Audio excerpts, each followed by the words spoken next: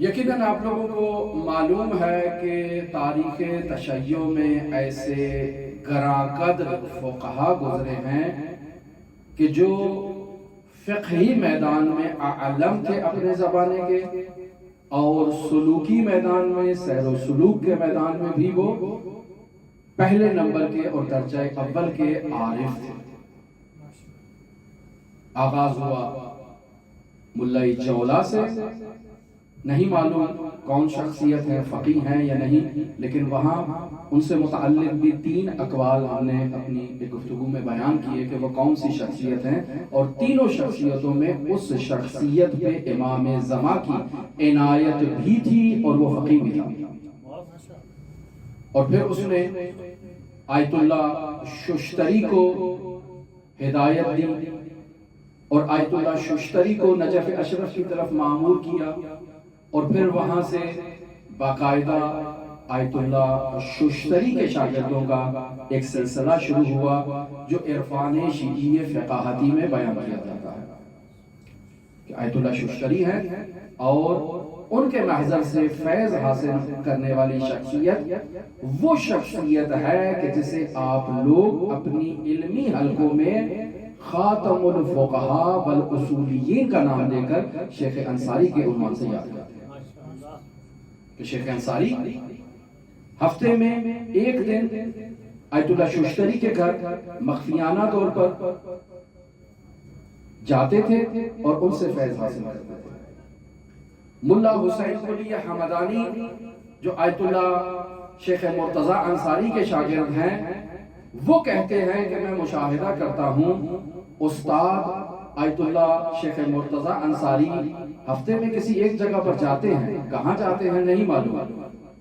ملا حسین قلی حمدانی بھی ان کے پیچھے جاتے ہیں، معلوم ہوتا ہے سید ششتری کے گھر گئے ہیں، دق الباب کرتے ہیں، کہتے ہیں استخارہ کروانے آیا ہوں۔ اب جب اندر جا کر دیکھتے ہیں تو معلوم ہوتا ہے کہ شیخ انصاری یہاں شاگرد ہیں اور سید ششتری استادی کا فریضہ انجام دے رہے ہیں۔ اور پھر جب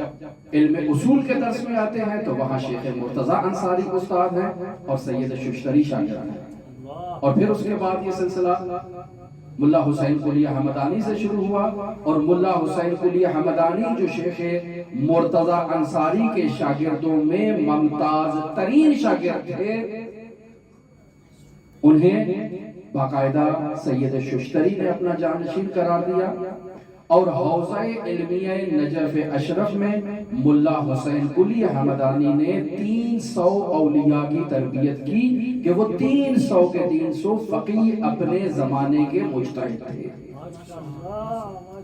اور پھر وہاں سے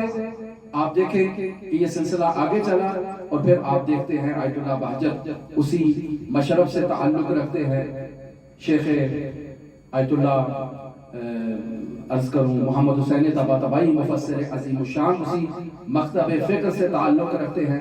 مرجعیت عظمیٰ سید شہاب الدین مرعشی نجفی اسی مکتب سے تعلق رکھتے ہیں۔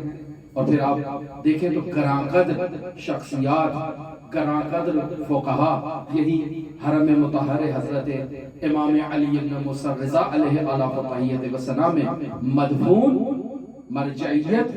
فقیہ تہران آیت اللہ تقی آمولی کا شمار بھی اسی مکتب سے ہے، کہ جس کے لیے مرحوم ان کے استاد نے کہا تھا کہ اگر انسان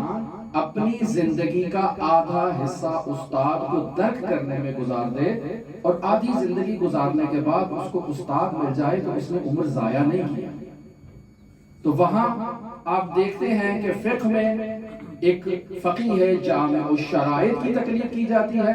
تو یہاں ایک جامع الشرائط فرد کو استاد انتخاب کیا جاتا ہے۔ وہ جو فرقہ انحرافی ہے ان کی گفتگو نہیں ہے، یہ وہ مکتب ہے جو قال الصادق و قال الباقر سے معارف کو اخذ کرتا ہے اور ان پر عمل کرتا ہے۔